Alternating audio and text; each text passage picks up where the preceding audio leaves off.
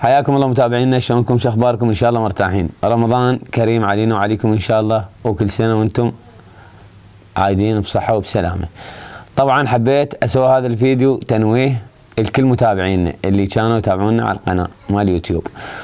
حبيت اقول لكم ان شاء الله احنا راجعين ببرنامج حكايات الناس، وبرنامج ان شاء الله من خلال رمضان الكريم برنامج سوالف اهلنا هم راح انزل برمضان، وان شاء الله نكون عند حسن ظنكم وننال اعجابكم ورضاكم. بس اريد منكم دعم القناه واشتراك حتى وتفاعل حتى نقدر نتواصل وياكم، حتى تعبنا هذا ما نشوفه يعني يوصل ثمره، ما نشوفه ضايع.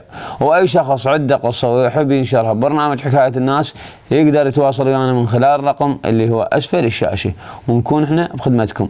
انتظرونا ان شاء الله، القادم افضل وراجعين بقوه. مع الف سلامه.